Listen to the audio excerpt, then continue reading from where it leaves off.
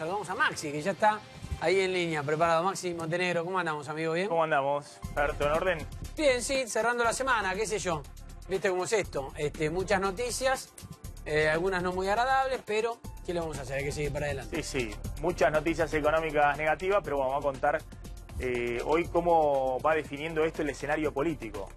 Porque en el gobierno están también en pleno cambio de planes. No de plan económico, si hay uno solo, por ahora no hay demasiadas alternativas, pero sí en términos de planes políticos, ¿no? Mucho debate y mucha deliberación respecto a cómo encarar el escenario electoral con estos datos económicos. Bueno, Maxi, te seguimos con todo el equipo. Gracias, Fer. Chao. Muy buenas tardes a todos. Bienvenidos a la tarde de A24. Bienvenidos a Maxi Mediodía. Obviamente es la noticia principal de la mañana. Tiene que ver con el dato de pobreza, 32%. Pero quiero comenzar para encuadrar este número, ¿no? 32% de pobreza. El récord alcanzado en el segundo semestre del año pasado. Esto es la consecuencia de lo que pasó en el 2018, pero uno tiende a pensar de que va a ser prácticamente imposible o muy difícil bajar este año los datos de la pobreza, teniendo en cuenta cómo ha comenzado el año con la aceleración inflacionaria, problemas de empleo, el dólar moviéndose. Bueno, la perspectiva de este año en todo caso es que este dato no siga elevándose. Pero fíjense lo que decía el presidente Macri, que ayer no estuvo en la conferencia de prensa cuando se dieron a conocer estos que son los últimos datos oficiales de la pobreza por parte del INDEC, como sí había estado a fines de 2016, cuando daban los primeros datos de pobreza de su gobierno. En ese momento el presidente consideraba que era poner como una especie de punto de partida. La pobreza en aquel entonces, 2016, alrededor del 30%. Claro que ya había subido por la devaluación de salida del cepo, la aceleración inflacionaria. 2016 fue un año también de 40% de inflación. Pero Macri decidió en ese momento poner el punto de partida para que lo evalúen, convencido de que a partir de entonces los datos de pobreza irían siempre hacia abajo. Miren lo que decía Macri, esto era fines de septiembre, octubre de 2016. Acabamos de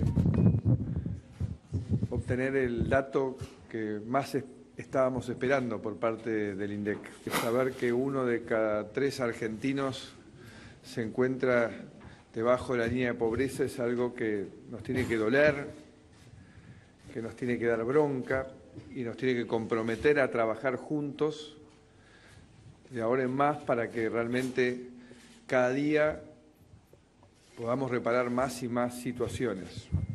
Es lo que nosotros llamamos caminar juntos hacia pobreza cero.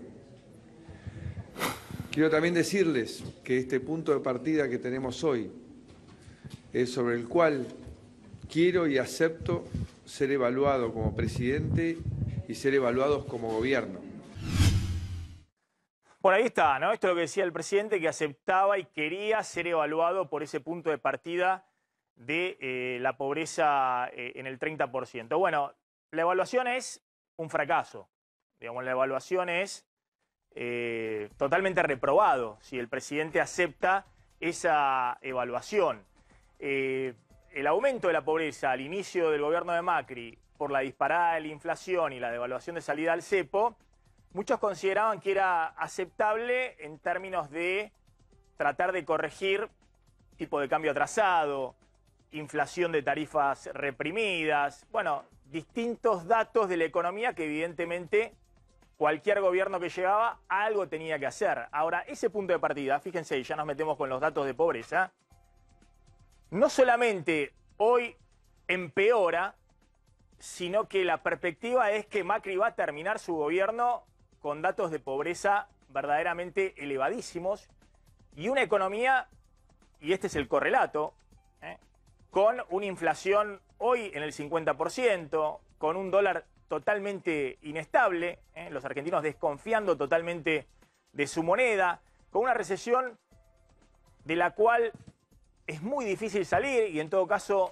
se plantea una recuperación muy pero muy lenta y sobre todo desde el punto de vista de la perspectiva social, en el mejor de los casos con el objetivo este año de que la pobreza no siga subiendo, porque la caída del salario real ya en el inicio de este año está marcando que los datos de pobreza, por lo menos en la primera parte de 2019, pueden seguir subiendo.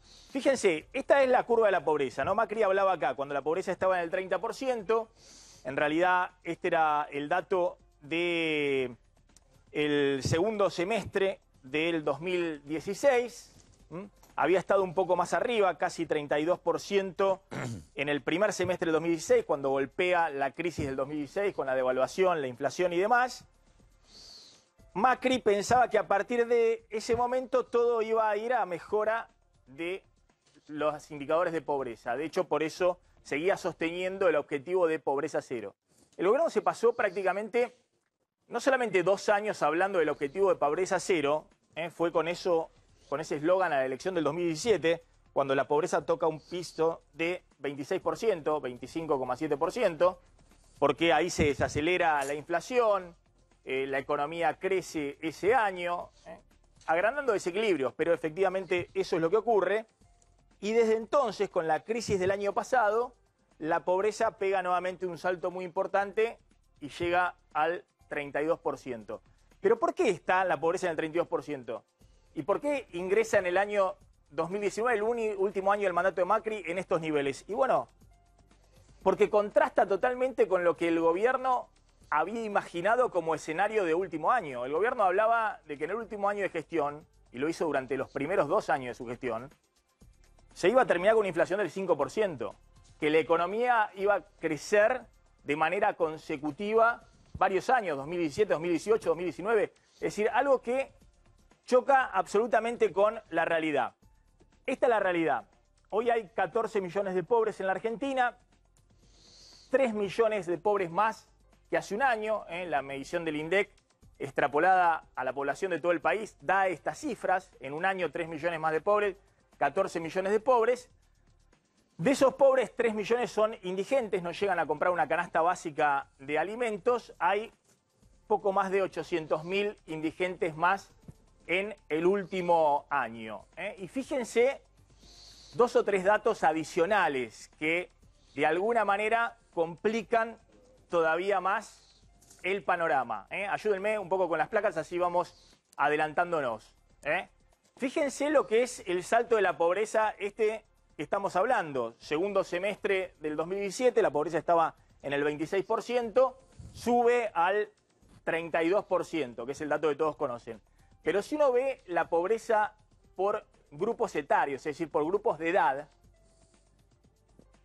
chicos menores a 14 años, la pobreza era del 39% y salta al 46,8%. Es decir, este es el dato más impactante. Casi 1 de 2 chicos en la Argentina es pobre. Para el caso de los jóvenes de 15 a 29 años, la pobreza era del 31%. Hace un año, hoy es 38,6%. La pobreza hoy golpea fundamentalmente a los chicos y a los jóvenes en la Argentina. Para los adultos de entre 30 y 64 años, la pobreza era 21%, salta al 27, 28%, y para los adultos mayores de 65 años, era el 6% y ahora está en el 9%. El dato principal es este: 1 de cada 2 chicos es pobre. Otro dato verdaderamente alarmante. Fíjense, pobres cada vez más pobres. Esto se ve en el número, efectivamente, que surge de los datos del INDEC. En el segundo semestre del 2017, los pobres, los que estaban por debajo de la línea de pobreza, el INDEC mide una línea de pobreza, una canasta de pobreza para una familia tipo, matrimonio y 2 hijos, hoy está en 27.000 pesos mensuales, 27.500 pesos mensuales. Los que llegan a esa línea no son pobres, los que no llegan a esa línea son pobres. Bueno, hace un año, en el segundo semestre del 2017, el 65% de los que estaban por debajo de la línea de pobreza no llegaban a la línea de pobreza. Es decir, llegaban con sus ingresos a comprar el 65% de la canasta de pobreza. Con sus ingresos llegaban a comprar el 65% de la canasta de pobreza. Hoy llegan recién a comprar el 61% de la canasta de pobreza. ¿Qué significa esto? Que los que están por debajo de la línea de pobreza son más pobres. Es decir, tienen menos posibilidades de salir de la pobreza porque con sus ingresos están cada vez más lejos de la posibilidad de comprar la canasta de la pobreza. Antes compraban el 65% de la canasta, hoy compran el 61% de la canasta. Y finalmente, fíjense estos datos por ciudades, de cómo golpea la pobreza. Sin duda, el dato más preocupante es lo que pasa en el conurbano, que la pobreza está prácticamente en el 36%, estaba en la anterior medición 32,6%. Hay un salto de la pobreza muy grande en algunas ciudades del noroeste y del noreste que ha llevado incluso a los gobernadores a discutir los datos del INDEC. El caso más importante es el de Corrientes, donde la pobreza salta del 36 al 49%. Hay un gran escándalo en Corrientes. El gobernador ha dicho que el INDEC mide mal la pobreza en su provincia, que no puede ser que tengan 50% de pobreza y que van a hacer un índice provincial de pobreza. En Salta salta del 25 al 37% la pobreza. Es decir, hay distritos donde verdaderamente la pobreza pega un salto muy importante. También está cuestionado en Rosario cómo mide el INDEC la pobreza. Hace un año medía 20% de pobreza, ahora mide 32% de pobreza.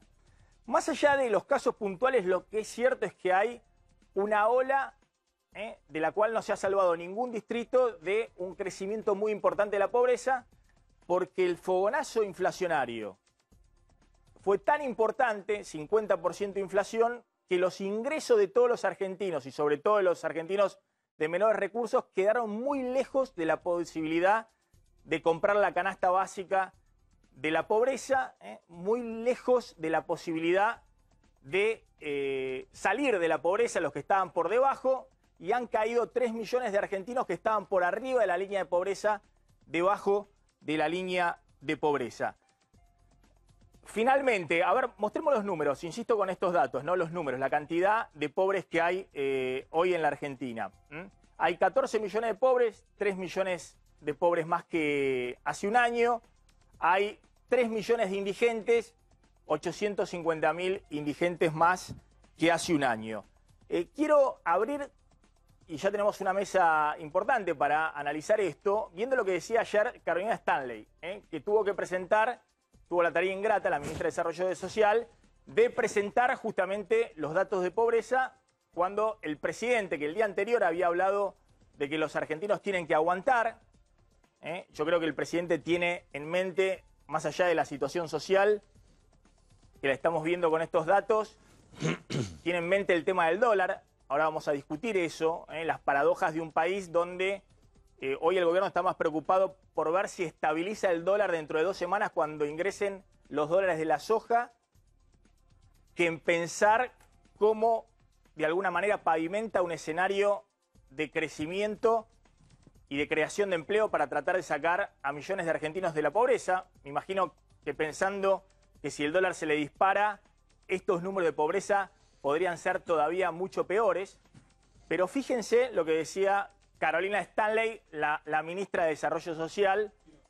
Bueno, dijo Carolina Stanley, ¿qué dijo?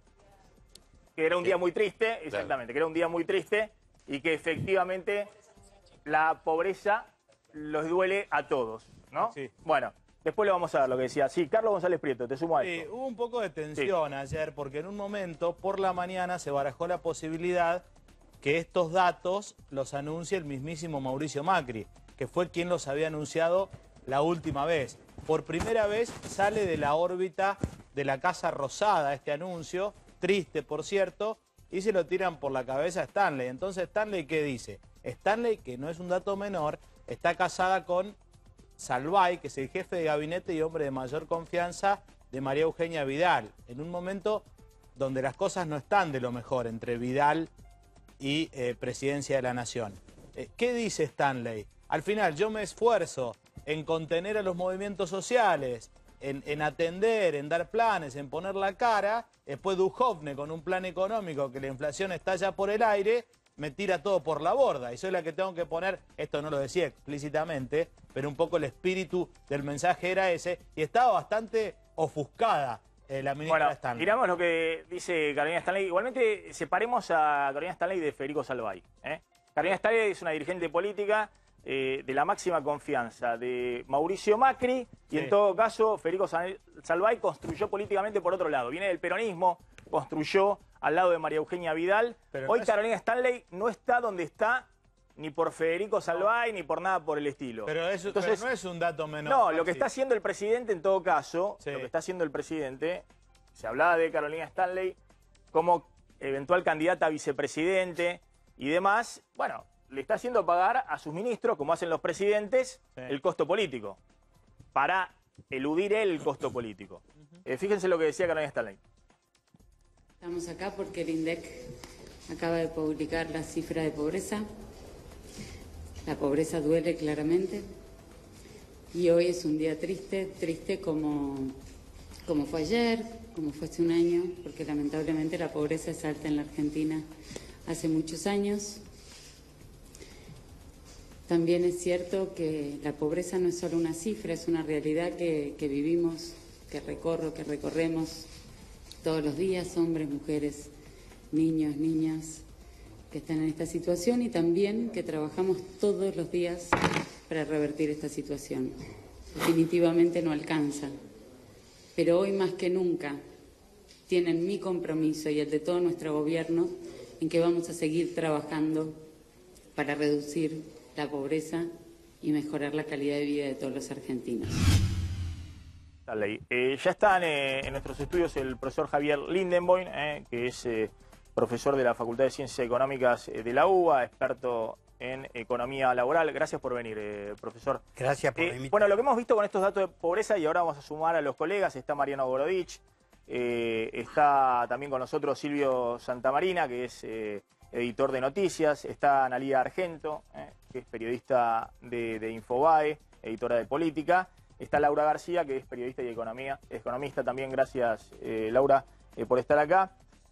A ver, profesor, en estos datos de pobreza lo que está pegando básicamente es la disparada de la inflación, la caída del salario real. ¿Todavía no está pegando tanto el desempleo, la pérdida de empleos, o también es una conjunción de estas dos cosas? Yo creo que están pegando las dos cosas por los datos que se han difundido no hace muchos días, referidos al final del año pasado, donde se muestra un descenso del número absoluto de ocupados. Ya no solo es un empeoramiento de la calidad de los empleos, sino que además hay menos empleos. Por lo tanto, es en algún punto la caricatura inversa de lo bueno que estaba ocurriendo a la salida de la crisis de 2001, que no había tanto aumento del salario real como mucho aumento Creación del de empleo. empleo. Exactamente. O sea que ahora estamos en el peor de los mundos, digamos. Exactamente. Cae el salario real y encima se pierden empleos. Tal cual. ¿Cómo se sale de esta situación? Estaba pensando que esta pregunta o algo parecido iba a venir y se me ocurrió, si me permitís, algo que quiere ser una humorada, aunque no sé lo que va a salir. A los economistas siempre nos critican que tenemos alguna habilidad para interpretar lo que pasó y escasa para Predecir el predecir. futuro. Por lo tanto, me pones en una situación singularmente incómoda. Yo lo que creo es que es menos complicada, que lo es, la situación económica como la situación política.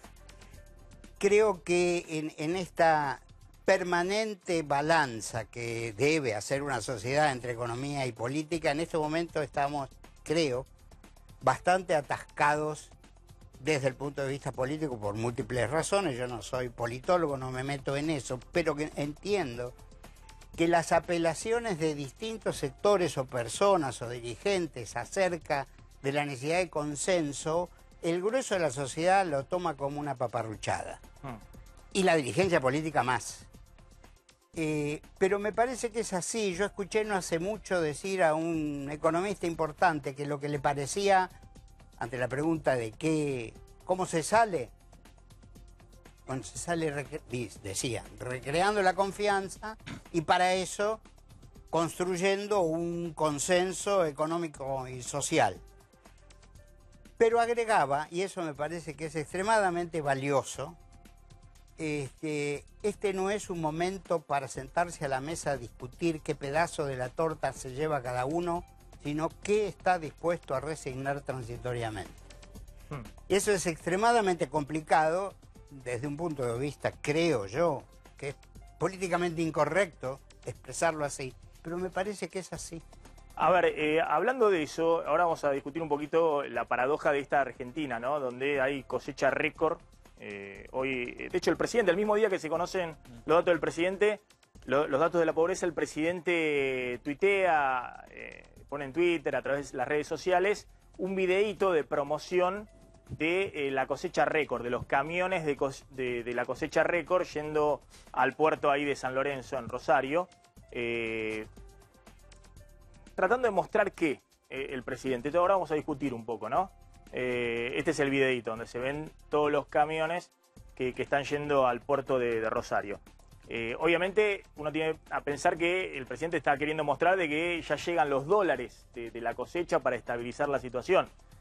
Pero también uno piensa que entonces el único plan del presidente es que terminar su gestión, su primer mandato, con estos datos de pobreza. Es decir, que no se le dispare el dólar, porque si no, los datos de pobreza del 32% serían bajos al lado de lo que puede ocurrir. Es decir, Macri está terminando su mandato rogando de que pueda terminar con 32% de pobreza. Es un poco así, porque no se ve. No es que la reacción del presidente el día que se conocen los datos de pobreza es algún tipo de medida o paliativo o plan para tratar de estimular el consumo o lo que sea. Está contando, miren, ya llegan los dólares de la soja. No sé cómo lo ven. Ahora, ¿quiere decir algo, Lindemann? Y me voy a la mesa de la discusión. Sí. Cortito, me parece que la demanda al gobierno nacional es crucial, es justificada, etcétera.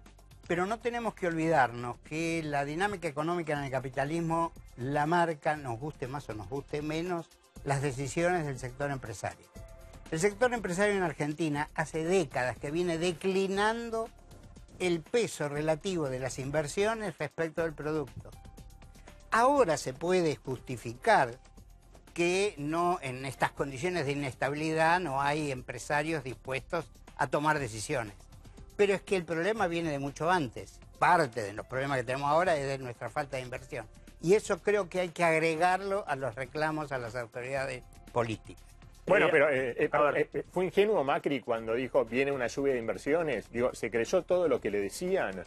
No puede ser que este gobierno no tenga un plan B. Dice, uy, no, lo que pasa es que fue la sequía. Entonces, digo, le echa todas las culpas. No, es que cayeron todos los emergentes. Digo, cuando vos hablabas con el Banco Central, cuando subió mucho el dólar, dice, y no, pero mirá lo que pasó con todos los emergentes. Entonces, siempre la culpa es del otro. Entonces, cuando siempre la culpa es del otro, jamás vas a solucionar tus problemas.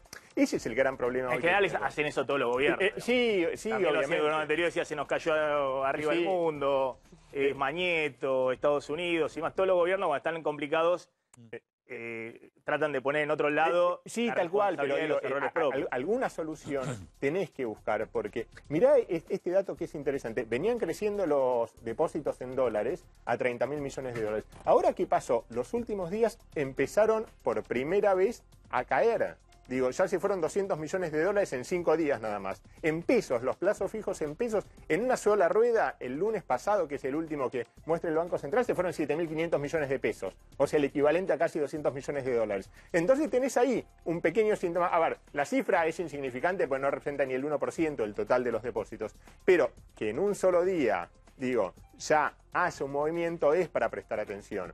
Y lo que hace este gobierno siempre está atrás.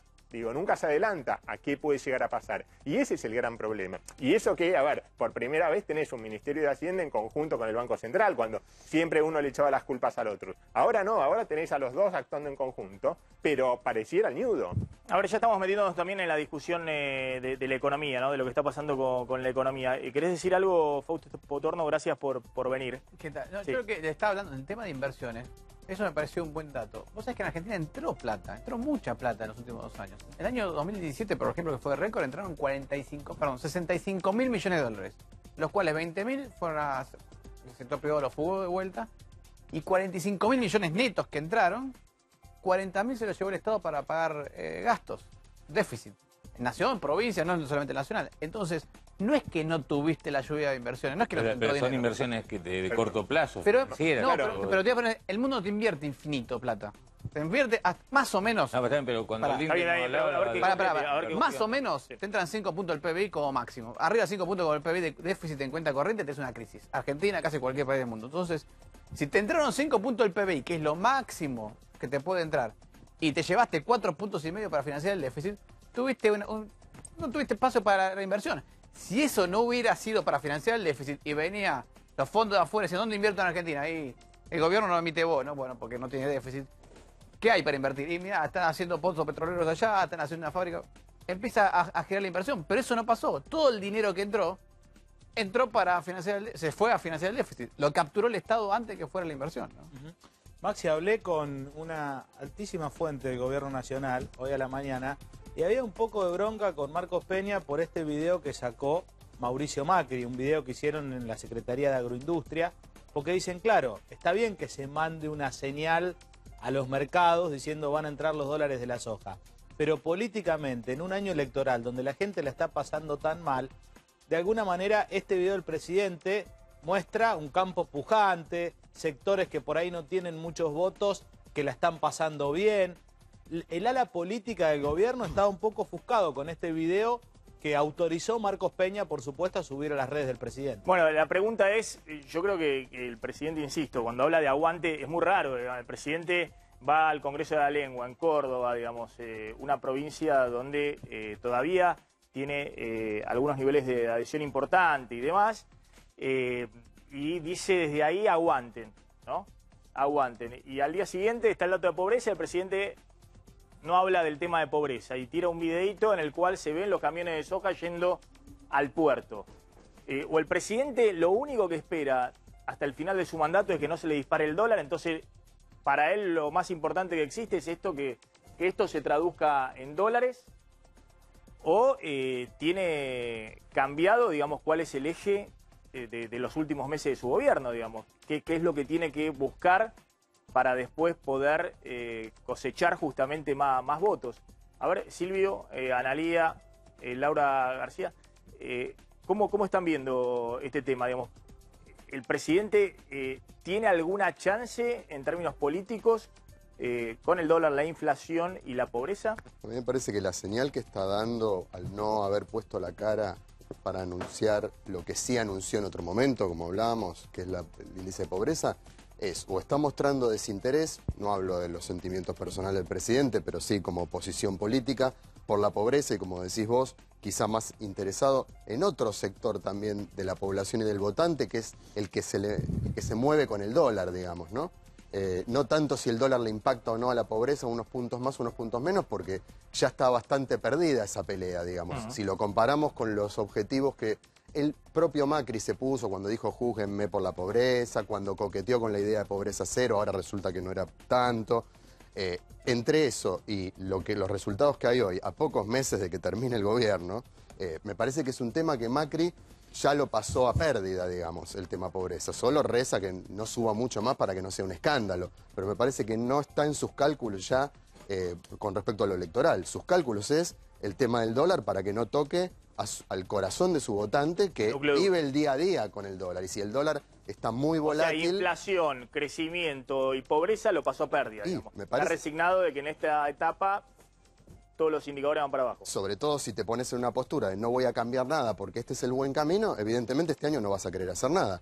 Y estás diciendo que el año electoral le pone como una plancha externa a cualquier cambio que pueda haber en la economía, y por el factor Cristina, y porque los inversores van a esperar, y todo el mundo El va a gobierno esperar. juega mucho con esta idea, ¿no? Lo dijo María Eugenia Vidal, nos preocupa y nos duele la pobreza cuando estas cosas pasan, más que nunca hay que estar. La idea de mostramos los números, no escondemos los números, no salió Macri, pero salió la ministra de Desarrollo Social, sale la gobernadora que tiene un poquito más de colchón, de imagen positiva que Macri. Macri ya no puede, ya está con el colchón totalmente raído, digamos, no tiene posibilidad de seguir perdiendo Eso es lo que quedó. colchón político, entonces sale la gobernadora Vidal.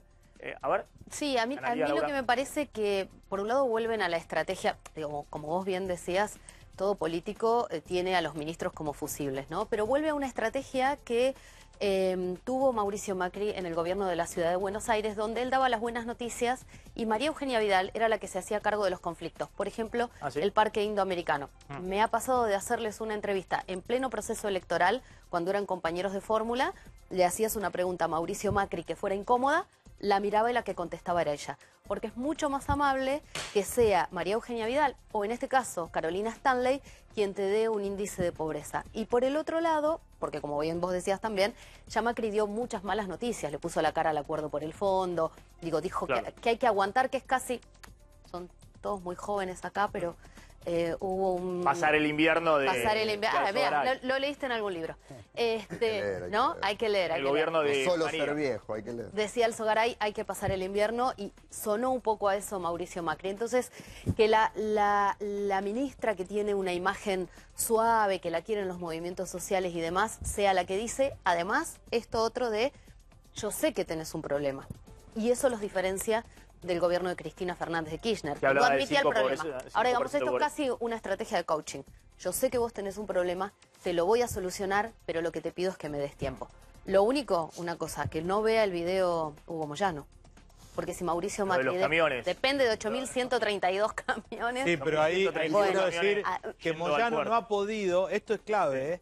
Moyano no ha podido, a pesar de todo lo que tiene rueditas, lo mete dentro del gremio, a los camiones que transportan cereales y oleaginosas no están dentro del gremio de Moyano. Bueno. Son los únicos que no ha podido incorporar a su gremio Moyano, porque hay mucho cuentapropista y se rigen por otros sindicatos. A ver, Laura. Me parece súper interesante el análisis político, del manejo político. Ahora yo creo que es interesante también explicarle a la gente por qué Macri nos muestra a los argentinos los camiones, ¿no? El mercado cambiario argentino es muy chiquito, tiene un serio problema de liquidez, tiene poca profundidad, hay muy pocos negocios, no mueve más de 500, 600 millones por día. Entonces, si vos le inyectás la oferta del agro, que supone, según las estimaciones, entre 50 y 100 millones diarios, puede hacer una diferencia importante. Para estabilizar el dólar en las próximas semanas. Exactamente, por lo menos durante el trimestre que viene, donde puede traer cierto alivio, e incluso yo he leído algunos analistas, entre los más optimistas por supuesto, que dicen que puede llevar al dólar nuevamente más cerca del piso de la banda. Hoy igual estamos en la mitad de la banda. Muy optimista, porque con 4% de inflación Ahora, sí. mensual, llevar el dólar pero a pará, 40 pesos sería una locura. Déjame digamos. matizar este Es comentario. para que te estalle en agosto o en septiembre cuando se termine el Bueno, dólar de la eso soja. te iba a decir, tenés un trimestre de alivio No gracias aprenden más, a... muchachos, si se hacen lo mismo que en el 2017, sin el margen del 2017... Dos cosas, Maxi. Primero tenés un trimestre de alivio garantizado por la cosecha gruesa, pero después tenés el trimestre electoral, inmediatamente De máxima previo a las demanda. elecciones, que es donde tradicional, históricamente, se desata con virulencia la dolarización en la Argentina. Y ahí, ¿de qué te disfrazás? Y otro dato, ¿pisarán la producción? ¿Van a liquidar o no? Si vos te guías por lo que fue la cosecha de trigo, enero-febrero, fue una muy buena cosecha también, y no aumentó la oferta de divisas. Así que ese es un dato también para prestar atención. A ver, me quiero meter exactamente, justamente lo que estamos discutiendo ya del dólar, porque marca un poco el escenario de lo que puede pasar en los próximos meses, mirando para adelante, inflación, nivel de actividad, empleo. Pero antes, fíjense lo que decía Beatriz Sarlo respecto a este 30 de pobreza ahora y con Cristina.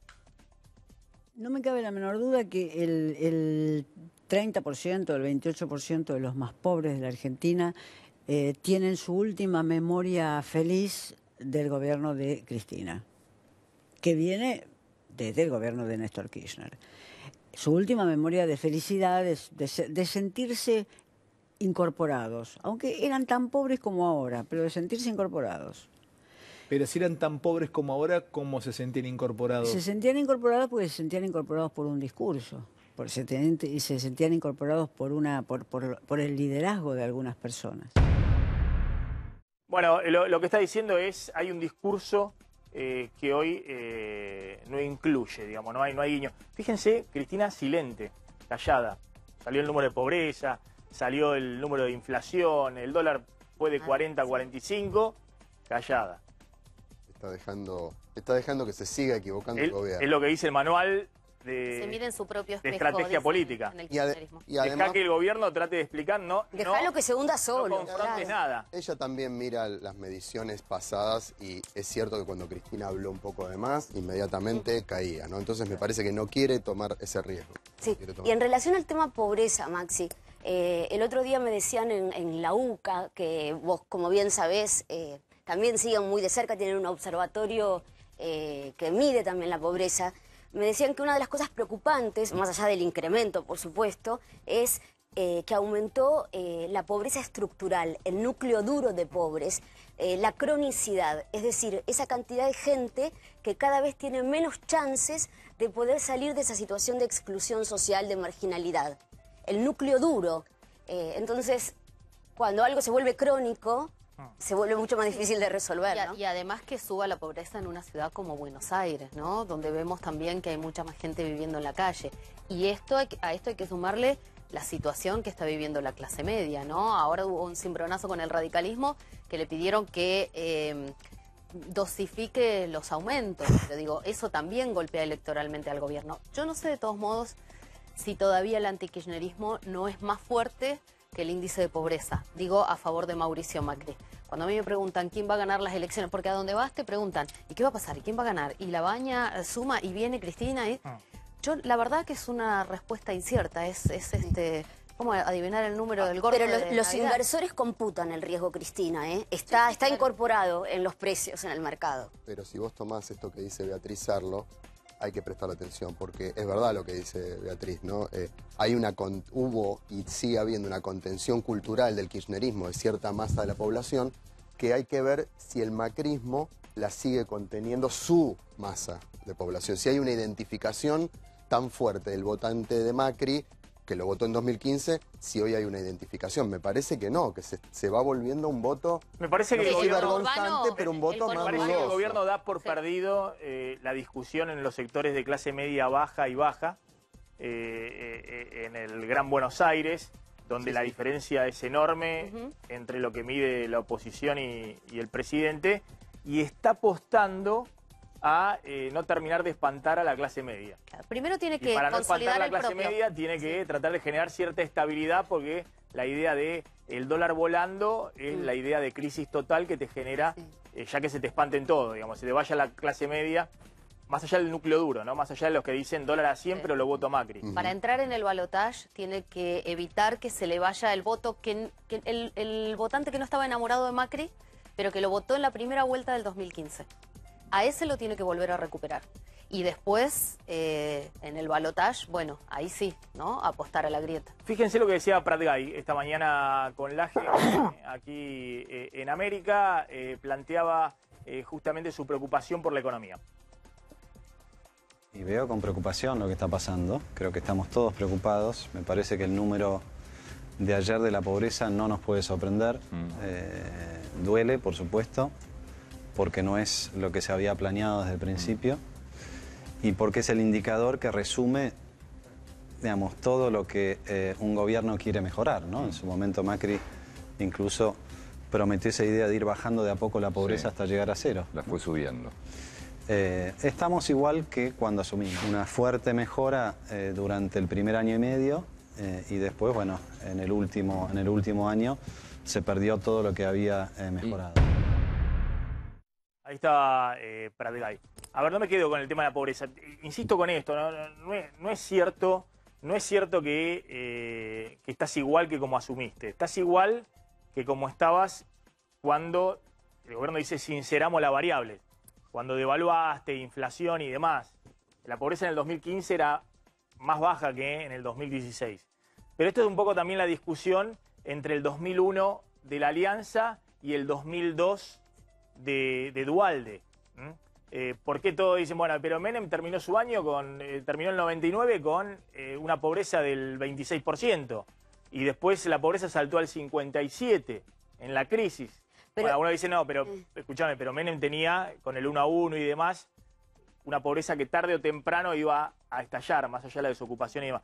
Pero insisto, no es el punto de partida el 30% de pobreza. Vos llevaste al 30% de pobreza, después la bajaste y ahora la llevaste de nuevo al 30 o al 32%. Igual no Lo mismo con la sabemos economía. Hoy la exactamente economía cuál es era. más chica que en diciembre de 2015. El índice de actividad económica hoy es más chico que en diciembre de 2015. Esto es una cosa... Igual te digo, los números de pobreza en Argentina, nosotros estábamos haciendo un cálculo con los datos de CEDLAS, nosotros seguimos el número de pobreza con los datos de CEDLAS, de la UCA, y tratamos de reconstruir toda la serie por lo menos del 68 para acá. Yo te voy a decir, los números de pobreza en Argentina desde el 2014 que están arriba del 30. Desde el 2014, 2015, 2016, y baja solamente, mira, sacaron los promedios anuales, tuviste en general trimestres que toca 24, 25, no, 25 abajo, 25 nunca, 25, 26 y después vuelve a subir. La UCA lo que dice, por ejemplo, en abril, en este caso de 2016, en abril de 2016 se habla de 13 millones. Sí. Un 32,6. No, está bien, pero ese era el hay una serie de cédulas de mayor aceleración inflacionaria post-devaluación. Y previo en 2015 habla de 28,7 y 11 millones. Si vos tenés 3% o 4% menos de PBI que lo que tenías en 2015.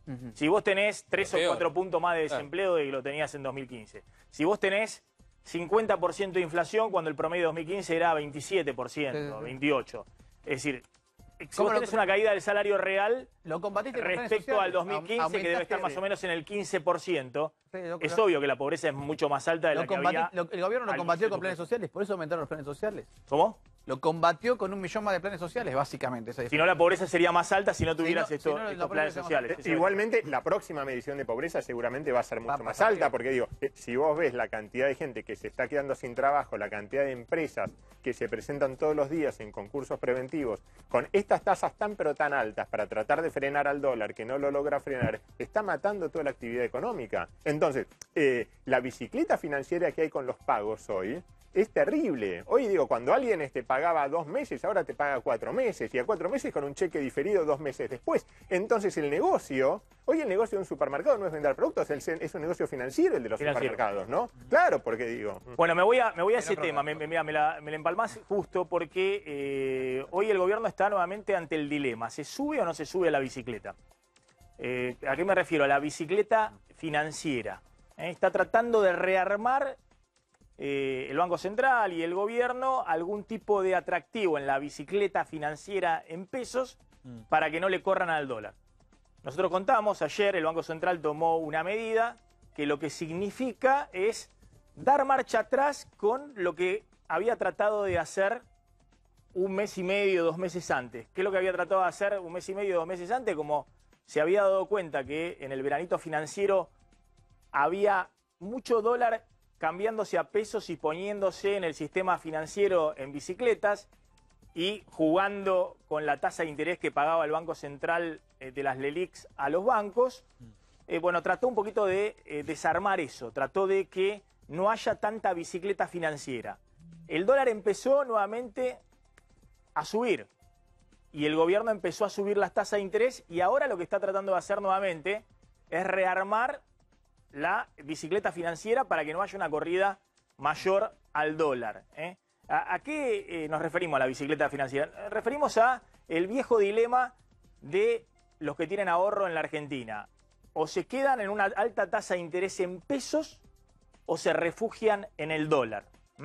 El Banco Central lo que hizo es subió la tasa de interés de las LELIQs, que son bonos que emite el Banco Central y que colocan los bancos, que compran los bancos. Esa tasa de interés llegó, fíjense, a 68% en los últimos días. Estaba en el 44% a mediados de febrero. Subió 24 puntos esa tasa de interés que le paga el gobierno a los bancos. Y a su vez, los bancos le pagan una tasa de interés a los depositantes por los plazos fijos. Bueno, la tasa de plazo fijo subió del 33% al 43%. Es decir, también los bancos le pagaron más tasa de interés a los depositantes para que no corran al dólar. Sin embargo, la diferencia entre la tasa de interés de plazo fijo y la que le paga a los bancos por las LELIQs el Banco Central es de 24 puntos. Es récord. Fíjense, esto en febrero eran 8 puntos nada más de diferencia. El Banco Central le pagaba a los bancos 44% por las LELIQs y los bancos tenían 35% o 34% o 35%, perdón, los plazos fijos, el pago de plazos fijos. Había 8 o 10 puntos de diferencia entre la tasa de interés que le pagaban a los depositantes y la tasa de interés que cobraban los bancos del Banco Central por las LELIQs.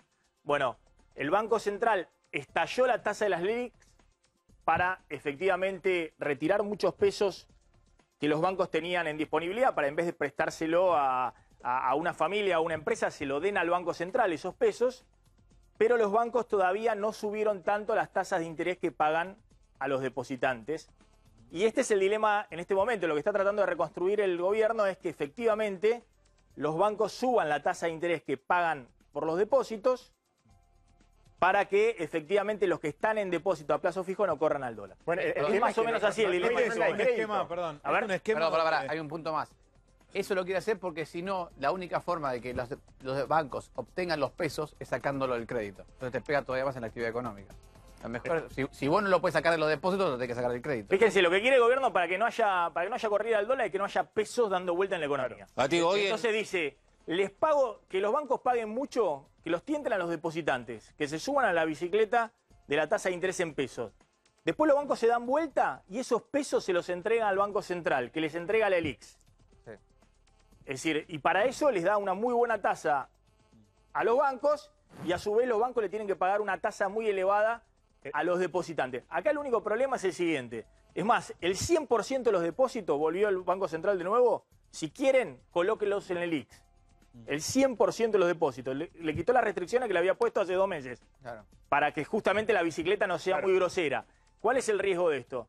Que si los depositantes en algún momento empiezan a correr al dólar, no se quieren subir a la bicicleta y empiezan a correr al dólar, los bancos le tienen que entregar pesos a los depositantes, no le pueden entregar las LELIQs. Y eso desarma toda la bicicleta financiera y puede ser una corrida. La gran pregunta es, perdón, solamente una cosa. Solamente el lunes pasado, se fueron 7.500 millones de pesos de plazos fijos. O sea, es peligroso subirse a una bicicleta cuando vas muy rápido. No, y aparte, a ver, los bancos que te dicen, no tenemos demanda de crédito, porque las empresas, ¿para qué van a querer crédito en este momento? ¿Para qué van a querer hacer una inversión en este momento? Y por otra parte está creciendo mucho la morosidad. Si bien está en índices bajos, en porcentaje está creciendo mucho la morosidad, en todo lo que es préstamos personales, en tarjeta de crédito. Entonces hoy los bancos están rechazando muchísimas solicitudes de crédito. Le dan crédito únicamente al que no necesita esa Exactamente, plata. Los bancos dicen, me vienen a pedir crédito los que están muertos. Me vienen a pedir crédito los que no pueden devolvérmelo. Bueno, también es cierto que los bancos se dan vuelta y los depósitos de la gente se lo prestan al Banco Central. Hola, Maxi. Con las LELIQs a tasas muy elevadas. Exactamente. Maxi, perdón, una pregunta que les hago a todos. ¿No es peor en este escenario el remedio que la enfermedad? Porque acá estamos atacando con tasas de interés altas, es el remedio, la enfermedad, que es el dólar, bueno, el dólar es la fiebre, decís vos. ¿Y qué pasa con la economía real? En el prospecto del remedio, que es la tasa de interés alta, no leímos los efectos colaterales, porque la economía real está hecha bolsa. A ver, estamos poniendo todos los cañones en el dólar. ¿Por qué hace esto, Fausto? ¿Por qué hace esto el gobierno? ¿Es por esto que decía el presidente, que aguantá hasta que lleguen los dólares de la cosecha gruesa? Algo de eso hay. A ver, el gobierno entiende perfectamente que si se le desestabiliza el tipo de cambio y la inflación, la economía real va a sufrir igual que con la tasa alta. Entonces, creo yo, o peor, o más, tiene razón, tal cual. Entonces, lo que dice es, lo que puedo hacer es tratar de estabilizar el dólar y la inflación lo más rápido posible, vía altas tasas, y tengo un trimestre de changüí, que es la soja. Mientras me dan de la soja, tengo ese trimestre para bajarla. Porque si lo logro bajar en ese trimestre, que la economía real va a andar por otros carriles, por el carril de la soja, etcétera, tengo ese trimestre para bajarlo. Si después de eso sigo teniendo el problema de tasa, ahí entra en otro problema. Pero ojo que esto es lo que hablamos, porque esto lo sabe del primer al último economista. Cuando vos rearmás la bicicleta financiera para que no te corran al dólar, hay un límite. Hay un límite. Bueno, vos no podés permanentemente estar subiendo la tasa de interés que le paga el Banco Central a los bancos y los bancos a los depositantes. Es decir, rearmar una bicicleta feroz con tasas elevadísimas. Porque en algún momento alguien se da cuenta. No, porque es artificial. En algún momento alguien se da cuenta y la corrida es mucho mayor que si no hubieses armado la bicicleta. Exactamente. Como ya la tuviste, ¿no? Ya te pasó el año pasado. Entonces, en algún momento... O tenés confianza o una de dos. O se reconstituyó la confianza y estabilizaste el dólar y podés empezar a bajar las tasas. O tenés un problema más grande. O tenés que devaluar. Sí. O tenés que dejar que el dólar se vaya pero no seguir armando la bicicleta, porque en algún momento, cuando te bajás de la bicicleta, te pegás un porrazo enorme. Totalmente de acuerdo. Vas de nuevo a una crisis. A ver, está claro, el programa es un programa para estabilizar hasta que vuelva la confianza. Si la confianza no te vuelve, estás tomando deuda contra la confianza. Pero entonces, ¿no? Maxi, perdóname, entonces volvemos atrás en el video. El video para el gobierno, lo que decía Maxi, pero más allá de eso, el video es clave. Porque está mandando mensajes por esto de la cosecha, por esto del dólar y demás. Entonces vuelve el video y el presidente que lo pone en su cuenta, Marcos Peña, que lo debe haber insistido en lo que sea, no está mal. Lo que pasa es que ese es el eje, está diciendo, ustedes sigan, como decía el árbitro, y ustedes ven, esperen, aguanten. Pero pará, ahí te voy a hacer un comentario que yo veo que el gobierno confunde mucho la comunicación económica con la comunicación política.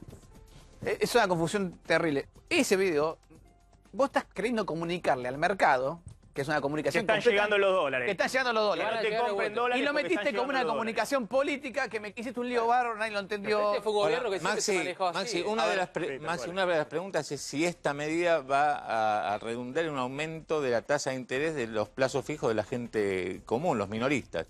Hablé con 2 o 3 bancos esta mañana, líderes, y lo que te dicen es, a lo sumo va a aumentar la tasa de interés que le damos a los plazos fijos de más de 1 millón de pesos, pero no al público minorista. ¿Y por qué no? Y por un poco lo que decía Mariano recién, si no le estamos dando crédito, ¿para qué queremos captarles más depósitos a ellos? Están muy líquidos los bancos. Te digo una cosa, ¿sabes lo que dicen los bancos? Te lo dicen más brutal, dice...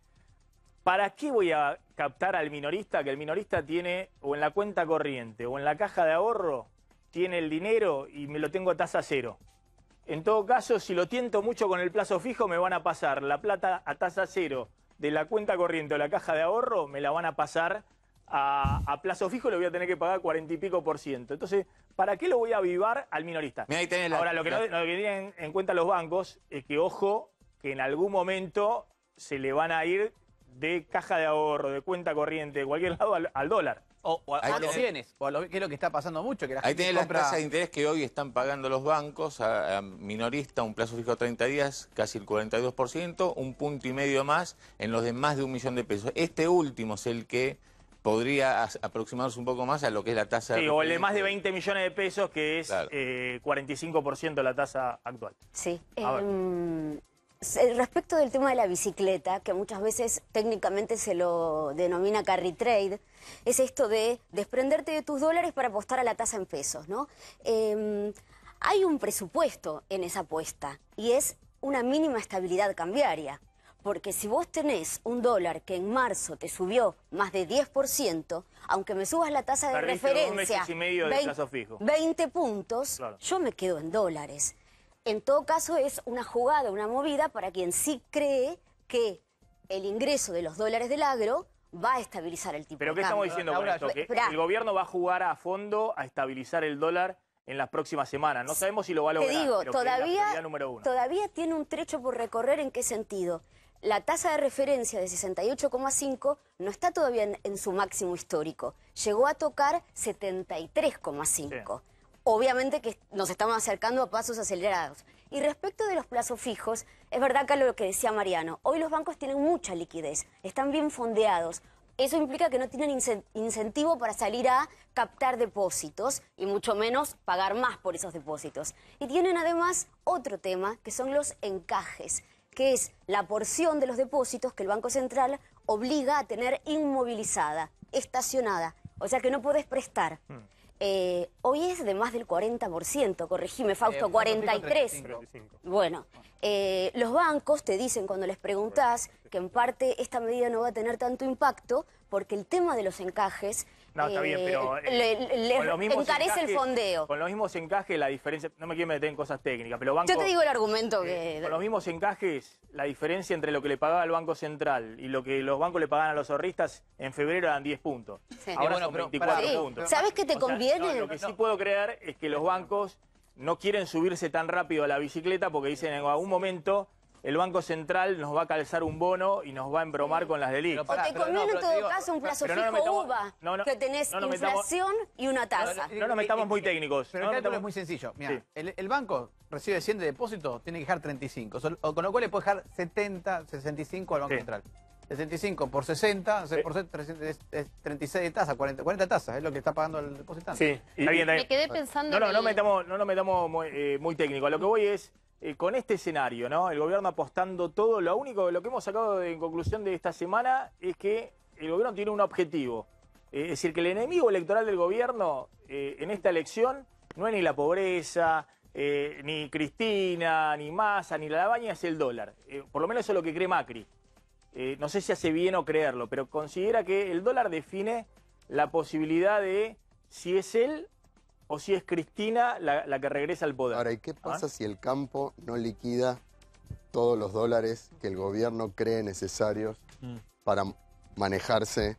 Bueno, mientras siga subiendo el dólar no va a liquidar. Viene una pelea hay que imaginar una pelea de Macri contra el campo, como la que tuvo Cristina sobre la campaña. No nos metamos derecho de hablar del campo, digamos.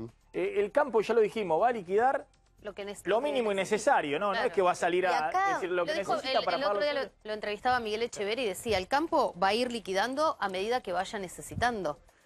Primero que no está obligado, y segundo que como tiene insumos en dólares y demás, no va a liquidar todo cuando nos convenga a todos nosotros. Entonces, ¿qué sentido tiene el videíto de Macri con los camiones? Bueno, pero una parte... Apostar a algo que vos ya te están diciendo que no está diciendo a los que quieren comprar dólares, Una vez que está en el camión ya va casi rumbo al... Y le está diciendo a los que va a comprar dólares, y sobre todo está hablándole a las manos grandes que compran dólares. Por ejemplo, lo que pasó en los últimos días, que fue que la movida del dólar, sobre todo en los últimos 2 o 3 días, donde hubo un volumen muy grande de movimientos en el mercado cambiario, fueron manos grandes.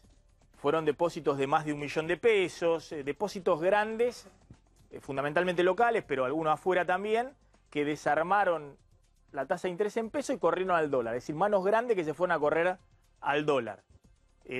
Bueno, lo que le está diciendo el gobierno es, miren que tengo los dólares del FMI y los dólares de todos estos camioncitos de la soja, no apuesten a comprar muchos dólares ahora porque el dólar va a quedar planchado. Mira, algo es la típica, el que apuesta al dólar pierde. Algo importante ahí es... Pero obviamente no dicho Macri expresamente, sino con un videíto de camioncito. Una a favor es que los productores quedaron, disculpa, los productores después de la sequía espantosa del año pasado quedaron muy quedaron muy endeudados, con lo cual hay una necesidad de liquidar hasta cierto punto. Ese es un dato importante. Y el otro es que va a haber otra oferta adicional que se va a sumar junto con el agro, recordémoslo porque capaz la gente no lo sabe, que es que el FMI autorizó al Tesoro, al gobierno, a vender los dólares que estamos recibiendo para cubrir gastos corrientes en pesos. Ahora, ahí hay que destacar también lo atado de manos que vamos a estar, porque estamos obligados a liquidar todos los días religiosamente 60 millones de dólares, independientemente de lo que esté pasando en el mercado. Con lo cual no tenés factor sorpresa si un día tenés que pulsear con el mercado y hacer una movida rotunda para doblegarlo. No podés jugar. ¿Quiénes son, Fausto, los que, Mariano, vos sabés también, quiénes son, decía acá el otro día Rodrigo Álvarez, son manos grandes las que están detrás de la compra de dólares? Vemos el atesoramiento de dólar, el minorista, y la verdad que está en mínimos históricos. Es decir, la gente no tiene pesos en los bolsillos para correr al dólar. No hay plata en los bolsillos de la gente. Son los grandes plazos fijos, no los de más de 1 millón. Los que están corriendo al dólar. Sí, los de más de 10 millones de pesos, porque digo, 1 millón de pesos parece mucho, pero si vos lo ves en dólares son menos de 25.000 dólares. Ahora, si van a empezar a pagar más por estos plazos fijos, van a empezar a cobrar más por los créditos también. Entonces, digo, es preocupante para el que necesita sacar un crédito, un préstamo. Hoy, las tasas van a ser imposibles de pagar. Pero hoy ya una cuenta corriente para girar en descubierto está arriba del 90%. Están tomando plata el 40%. Acá todos la pasan mal, pero Mariano, están a ver, si entendemos una cosa. Está hecho para eso. Está hecho para eso, claro. Sí. Lo que quiere el gobierno. Lo que pasa es que, ¿qué está pasando acá? El gobierno hizo el plan original en octubre del año pasado. Pensaba que a esta altura del año el apretón monetario iba a ceder. Digamos que el Banco Central iba a estar comprando dólares, que el dólar iba a estar en el piso de la banda, que la tasa de interés iba a estar en 30, 35, 40% máximo.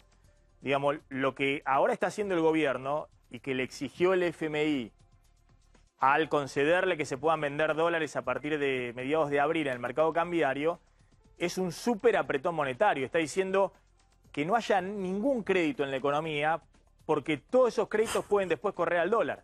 Claro, sacame todos los pesos que hay, no le des peso a ninguna pyme, a ninguna empresa y demás, porque todo eso después me puede correr al dólar. En parte, lo que comentaba él es lo que el mercado lo que está viendo el gobierno. Esos de plazos fijos de 1 millón de pesos o más están yendo al dólar. ¿Quiénes son? Son las empresas, en general, no son especuladores financieros, que dicen, mira, acá puede haber un lío, yo me dolarizo. Se cubren. Porque si tengo que girar dividendos en el futuro, tengo que tener la ganancia ya puesta en dólares. Y esto es una diferencia con el carry trade. Por eso, Laura, te hacía una corrección. No es el carry trade. El carry trade es un negocio que es, vengo con los dólares, vendo los dólares, lo pongo en tasa, gano pesos, me implica que el dólar sea estable para que yo gane plata. Esto no es eso. Esto es defensivo completamente. Es, cobro, tengo la ganancia, la pongo en dólares y espero. Pero porque son órdenes de las casas matrices, digo, de multinacionales. Son órdenes. Pero si vos decís una compañía, en casa esperar, voy a esperar a fin de año a ver cuándo está el dólar para girar dividendos o lo giro ahora. El mercado se mueve por las grandes manos. Vos fíjate, durante marzo, salvo el comienzo de esta semana, donde el dólar empezó a subir un poquitito, la gente no compra dólares. Por día, el sistema vendió aproximadamente entre 18 a 20 millones por día. Esto es un número muy bajo. El mercado se mueve con mucha más plata y esa más plata la acercan los grandes inversores, no el público minorista. El público minorista no mueve la cotización. Voy a agregar un punto dólar. más. Ahora viene el pago de ganancias. ¿Por qué viene todo el tema de dividendos y todas estas cosas? Porque ahora tenés que pagar ganancias, tenés que definir exactamente cómo terminó el balance, pagar ganancias y girar lo que te queda al exterior. Si sos una empresa internacional. Y si no sos una empresa internacional, girar lo que te queda a tus socios locales que no quieren pesos, quieren dólares también. ¿Viste? Entonces, hay que tener en claro ese proceso. Por eso es que el gobierno dice, sacá los pesos, porque si vos dejás los pesos, las empresas van a tomar los pesos para comprar dólares también. Bueno, fíjense lo que decía Redrado. Dice Redrado, no hay plan. El único plan es el plan llegar a las elecciones. Porque si no hay plan, si vos no sabés hacia dónde vas, no hay viento que te lleve hacia ningún lado. Y hoy veo que no hay plan. O sea, hoy el programa es lleguemos hasta el 10 de diciembre y veamos. Que me digan cómo vamos a bajar la inflación y cómo vamos a crecer. Hasta que no me den contenidos de futuro, de cómo va a crecer el consumo, de cómo va a aumentar la inversión, de cómo vamos a exportar más y generar dólares verdaderamente genuinos, bueno, la Argentina va a vivir a los tumbos como estamos en estos días. Bueno, el único plan es el plan llegar. Me parece que cuando Mauricio...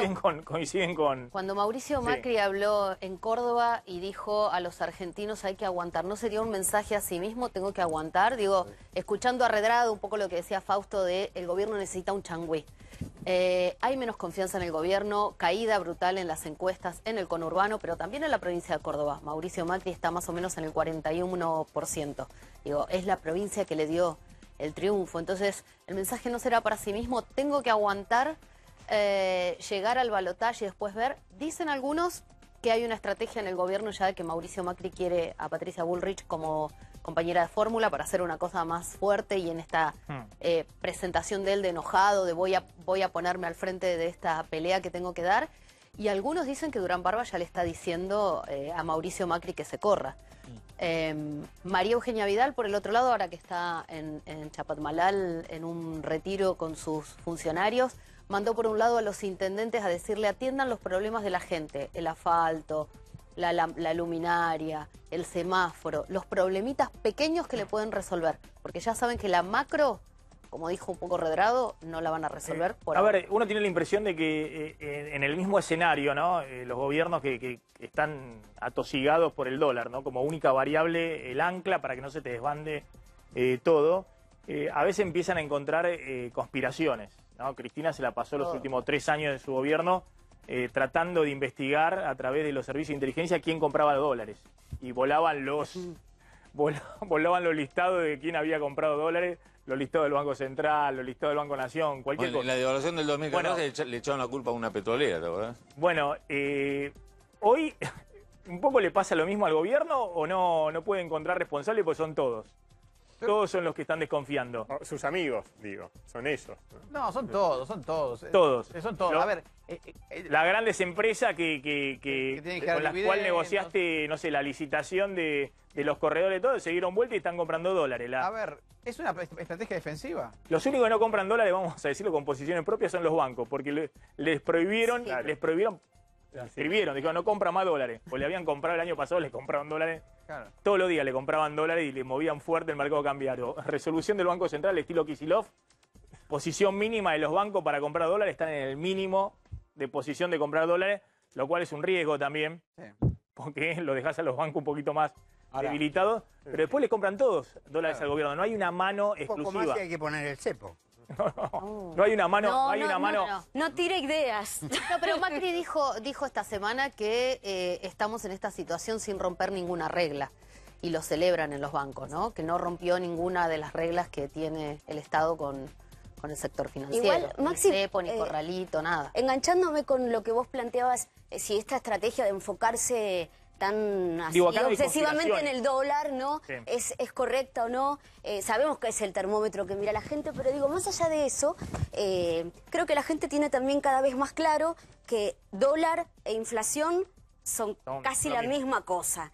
Y que no solo eso, te lo dicen los economistas, que ¿qué pasa? Cuando venís con una inercia inflacionaria como la nuestra, o sea, de tantos meses y meses de inflación alta, el traslado a precios de la devaluación se aceita, se vuelve más eficiente, es cada vez mayor y más rápido.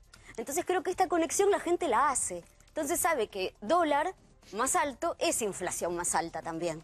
Ahora, ¿qué pasaría si el dólar queda planchado? Porque parece que nosotros somos economistas, la mayoría de los que estamos acá, pero para la gente común parece que sube el dólar y bueno, se termina el mundo. Pero con una inflación de más del 40%, sería mucho más terrible que quede el dólar planchado y que después te explote a principios del año que viene, Max. No, sí, nadie es natural que vaya a explotar un sí, poquito. pero ¿sabes lo que pasa? La Sube el dólar, no, sube pero el la dólar. gente ve el día a día. Mirá, si pudiera hacerlo es lo que quisiera el gobierno. Claro. Sí, Que es un poco lo que hizo en el 2017, en la campaña del 2017. El dólar lo aguantó, atrasó el tipo de cambio, estalló al año siguiente. No es más, Si pudiera, acá no estamos hablando de qué es lo bueno y qué es lo malo, sino qué es lo que se puede hacer. Me parece que el gobierno está en una situación donde ya ni elige qué hace y qué no hace.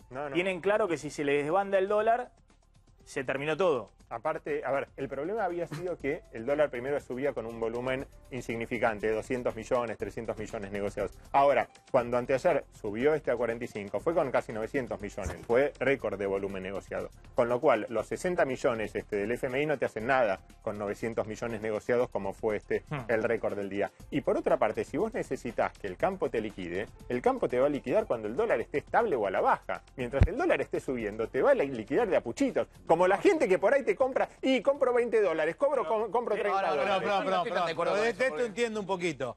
El campo, como bien decía la señorita, el año pasado tuvo un año horrible. Por eso esta cosecha de soja es 47% superior en volumen que la del año pasado. Están todos endeudados. Tuvieron que ir a las agronomías a renegociar las deudas. Tienen que liquidar porque deben mucha plata. Pero no está hay toda la margen Argentina para así. encanutar. Digo, no, está bien, pero todas las empresas están endeudadas. No, pero el campo el año pasado, Mariano, 47%. Sí, ya, no es que es una super ya sé, es un horror lo del año pasado. sí, pero va a tratar de patear los pagos Igual, a ver, yo voy a hacer un tema sobre el campo que lo venimos viendo hace mucho. En general, y casi sin diferencias, el 50% de la cosecha se liquida en los 4 meses que siguen de la cosecha, entre abril y agosto, y el 50% de los otros 8 meses, y casi no hay diferencia entre año a año. Porque el campo cobran pesos. Hay que entender que el que liquida no es el campo, es el exportador. Claro. Cuando estamos viendo los camiones y el puerto de Rosario al mango y los barcos todos esperando, todo eso está liquidado. Sí. ¿Por qué? Porque el campo ya lo vendió en pesos, cobró los pesos, eso se exporta y el exportador tiene que venderlo acá en dólares. Correcto. Sí. O si es que no liquidó de antemano, porque si el exportador, ¿de dónde saca la plata el exportador? Claro. Tiene que tomar deuda. Toma la deuda de los bancos, o sea que ya le agarró los dólares, ya lo liquidó y después cuando cobre lo va a cobrar en afuera y se lo devuelve al banco. Pero ya lo liquidó probablemente en muchos casos. Pero por eso, lo que estamos hablando, a ver... mínimo el efecto. El productor, el chacarero, el productor agropecuario, vendió en peso, cobró en peso, pagó las cosas y fue a comprar dólares. ¿Es así? Es así. ¿Es igual que fue así todos los años y obviamente este año mucho más. Claro. Es así, vende en peso, cobra en peso, paga todo lo que tiene que pagar y el resto compra dólares. Y dentro de unos meses la soja, que es como guardar dólares. Bueno, claro. Eso dentro de unos meses cuando vea que se le cerró la cuenta, más o menos. Bueno, exactamente. Ahora, ¿cuál es lo que estamos discutiendo acá? No es si va a haber un boom de ingreso de dólares, va a ser más porque es más cosecha y demás.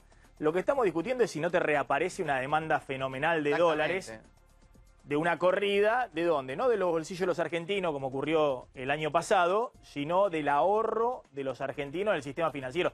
Si es la corrida final, si terminan de correrte lo que hasta ahora no te había corrido fuertemente, que son los depósitos de plazo fijo y demás. que es el único factor que el gobierno teme en este momento. Sabe que lo único que hay para correr al dólar son esos depósitos a plazo fijo. Es una cantidad importante. 30.000 millones de dólares es el equivalente a casi 30.000 millones de dólares. Pero los que podrían correr, los cálculos que están haciendo son 800.000 millones de pesos, digamos. Sí, ¿no? sí, Mirá, por eso, el Maxi, equivalente a 20.000 millones de dólares. En relación a eso, yo justo tengo acá los datos de la dolarización de los años electorales. 2007 fue 11.000 millones. 2011, 33.000 millones. Acuérdense, 2011, Cristina, a los 4 días, cepo. Sí. No por nada. Había habido una dolarización de 33.000 millones. En la previa de la elección de Macri fue bastante más bajo, 9.000 millones, porque ahí jugó esta expectativa positiva que había sobre el cambio de signo político y demás. Veremos este año, pero mirá lo que son las previas electorales. De ahí los 10.000 millones que va a poner el Tesoro. De ahí los 10.000 millones que va a Estaba poner. el cepo. A ver, engancho el otro tema, que es los plazos de la elección y cómo se juega el círculo vicioso de la economía, perjudica las chances del gobierno, el gobierno va a debilitarse, crecen Cristina o la oposición, ahí empieza a jugar el riesgo político te complica la economía, como te complica la economía, bajan las chances todavía más del gobierno, bueno, una especie de círculo vicioso en el cual está en este momento Macri. La pregunta es, Macri hubiera tenido la posibilidad de adelantar la elección. De hecho, la han hecho otros presidentes en años de recesión cuando había una crisis económica. Lo hizo Kirchner, por ejemplo, en el 2009. Podría haber adelantado la elección. Yo tengo la impresión de que el gobierno no lo hizo pensando que efectivamente este año lo que venía en la segunda parte del año, el famoso segundo semestre, iba a ser mejor. Sí. ¿Ahora no le está quedando un poco largo el año? Digamos, sí. que es al revés, digamos, que le está quedando... Pero ¿cómo gobernás y adelantás las elecciones? Todavía le queda la esperanza de que la cosa mejore. Sí, sí. Pero ojo que algunos dicen, mirá, lo mejor que podría pasar es que la cosa no empeore. Claro. ¿Cómo lo ven? No, estoy de acuerdo. A ver, yo creo que el cálculo ese del gobierno era lo original. Dijeron, todas las malas noticias del primer trimestre, que va a ser malo, ya lo sabemos. El segundo trimestre empieza a mejorar. Baja la inflación, recuperamos entra la cosecha. Y ya mejor consumo por los nuevos salarios. Exactamente. Ese era el cálculo original del gobierno. El problema es que a esta altura del año, como decías vos, ya estaba empezando la tasa del 35, 40, la inflación baja al 12 y 3. Ahora estás y no te pasó. Entonces ahora el gobierno dice, bueno, que no empeore. Todavía creo que el gobierno sigue con el cálculo original en el sentido que te decía antes. Tienen un trimestre de changüí. El gobierno quiere que se arme un círculo virtuoso. Exactamente. Pero lo que estamos viendo hoy es un círculo vicioso. Sí, exactamente. Pero todavía creo que tiene un trimestre de changüí. Todavía Por eso estamos en el peor momento de tarifas. Por eso Cristina también no sale a mostrar la cara, aunque esté avanzando. Totalmente. Para que no se vuelva virtuoso el círculo. Porque en esa paradoja que vos ibas contando, falta que si Cristina empieza a consolidarse en la cabeza de todos de que tiene chances reales de ganar, inmediatamente empieza a rendirle al gobierno otra vez el miedo a Cristina. ¿Se entiende? Forma parte de esa paradoja. Y Cristina por eso se esconde, porque no quiere asustarnos. También hay que ver cómo repercute el calendario electoral, ¿no?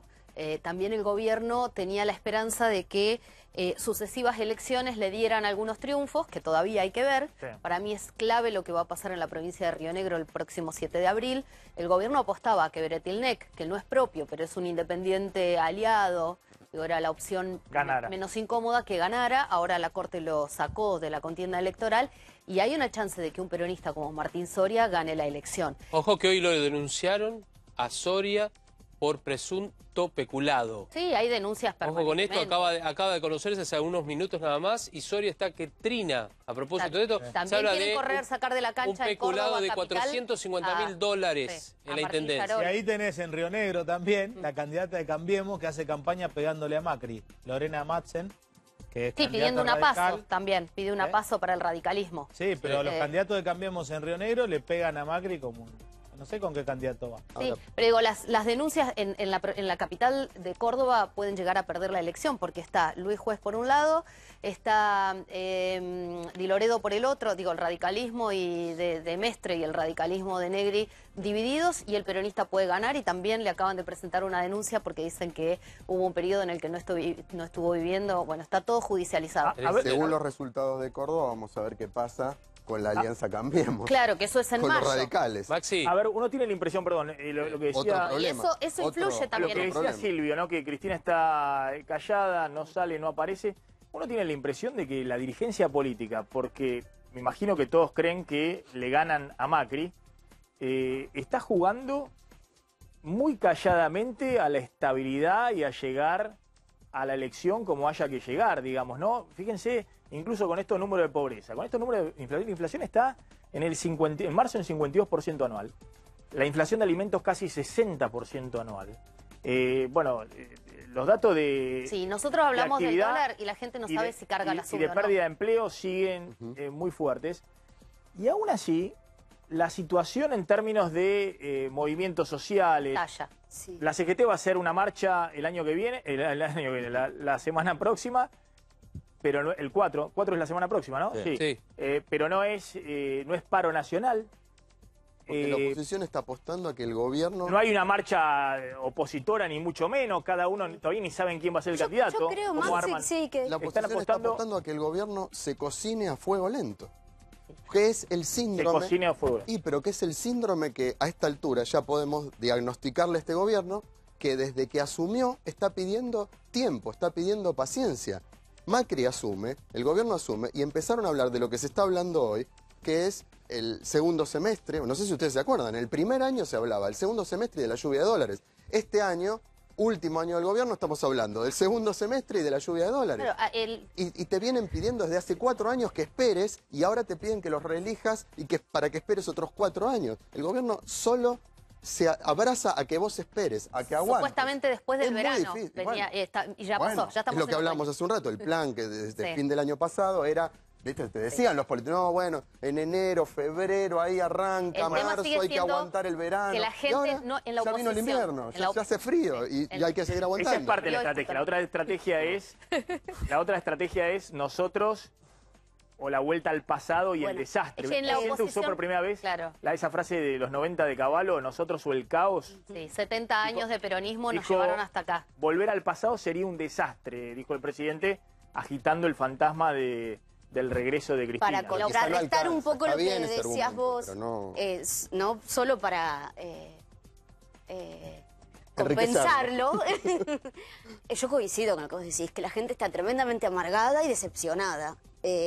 Pero creo que al menos lo que se percibe a nivel del mundo inversor es que aún así, con lo amargados y decepcionados que están, prefieren la continuidad.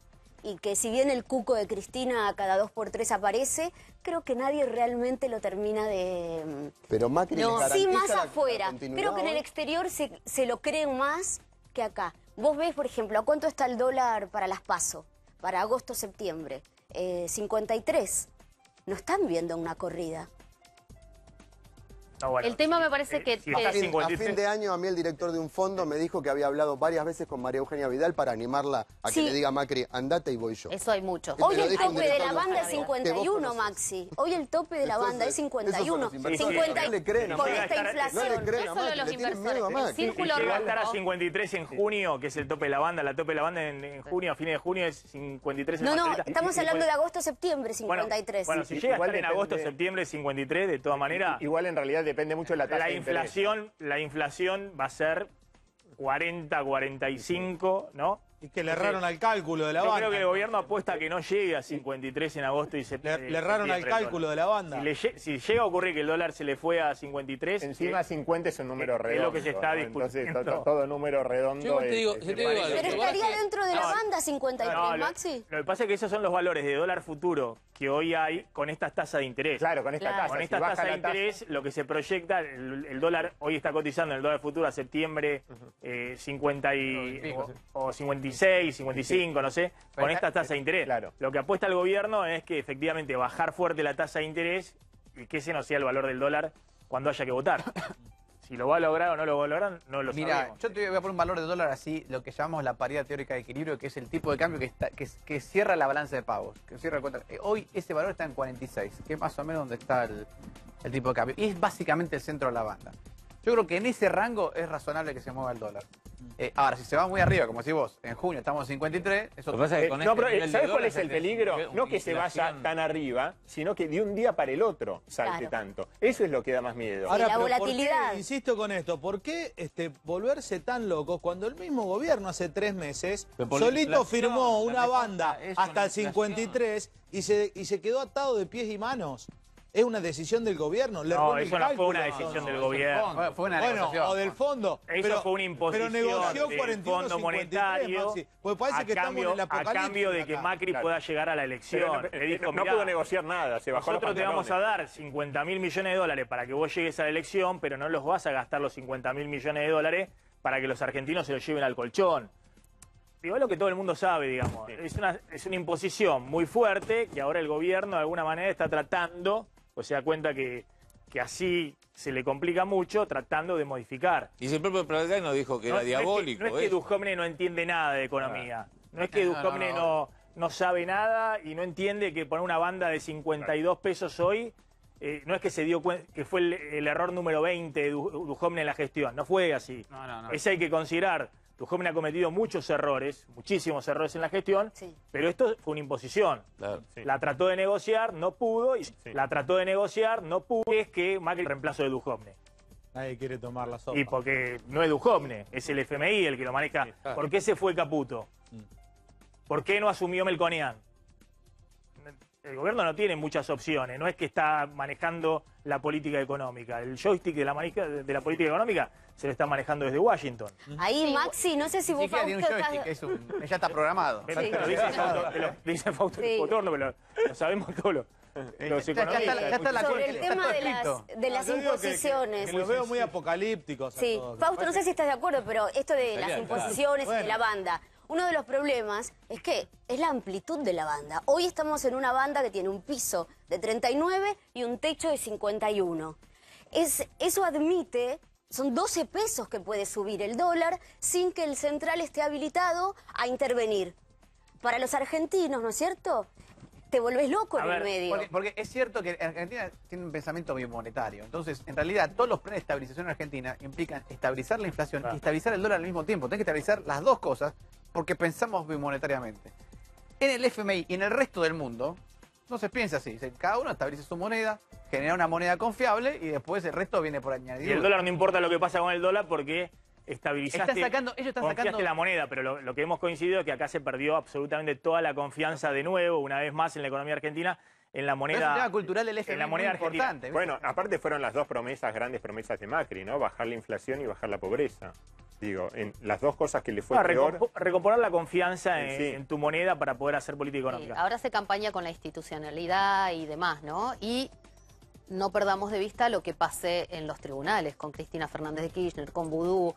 No nos olvidemos que a veces aparece un Aníbal Fernández que habla o un Luis Delía. Digo, todo eso también puede jugar a favor del gobierno. Cristina, muchos dicen, seguramente va a ser candidata, pero tampoco lo dijo todavía, ¿no? La división del peronismo todavía... En otros términos, ¿no? Lo que estamos hablando, justamente la división del peronismo, del escenario electoral. A ver, acá no hay escenarios apocalípticos, eso ya ocurrió. Digamos, no, si no ya hubiera estallado todo. Macri pero es consciente que ya estalló. Pero, digamos, ya chocó toda la economía, es decir, la economía chocó. Lo que se está discutiendo ahora, cómo llegás a la elección, es decir, el escenario que estamos viendo es el escenario típico de crisis de balance de pago en la Argentina. Ya chocó eso. Sí, lo que pero estamos discutiendo chocó con qué posibilidades tiene un gobierno con una calle explotada, y por lo que es lo que dice Melconian, ¿no? Pero por lo que estamos hablando.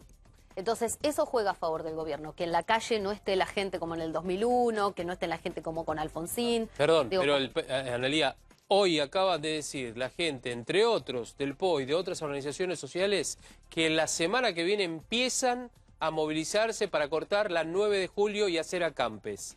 No, está bien. Era algo que se preveía a propósito de las líneas de pobreza. Y le indican a Carolina Stanley que no ponga tanta cara de buena y sino que actúe. Esto es lo que acaban de decir recién.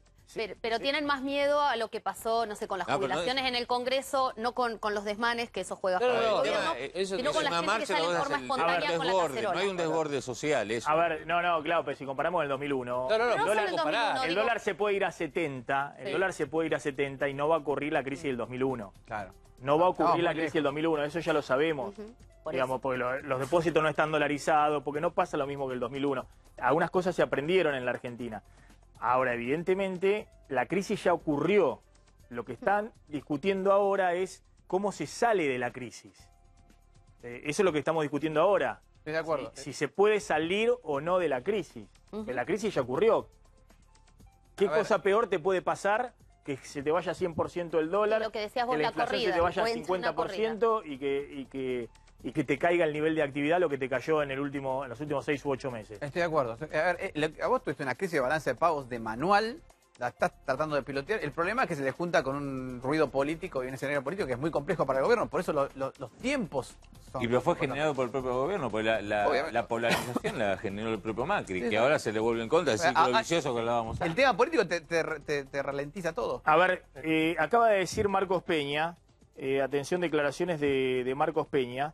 ¿Qué dijo? A ver, Javier, Marcos Peña. Te cuento exactamente, que dijo, esta no es la primera crisis que afronta la Argentina, acá la diferencia es que nosotros vamos a enfrentarla, a no buscar atajos, y esa es la única manera. Volver atrás sería el verdadero fracaso. Esto lo dijo recién, hace algunos momentos nomás, en Corrientes, junto al gobernador Gustavo Valdés, en el día posterior al que se conocieran las estadísticas del INDEC, que vos decías justamente, Corrientes con el 49,1%. La provincia con mayor pobreza en todo el país, por lo menos la ciudad de Corrientes. Fíjense que Marcos Peña está hablando de, esta no es la primera crisis, es consciente de que sigue en crisis. Y dijo, cada 3 años la Argentina tiene una crisis. Además agregó, y además dijo, acá hicimos obras, estamos trabajando justamente en el tema del empleo, tratando de mejorarlo en esto de la construcción. Fue a inaugurar algunas obras allí, una autovía, parte de una autovía que ingresa. Pero ratifica el rumbo, dice, es por acá, bueno, eso... si no es el fracaso de volver atrás. A ver, profesor, sí.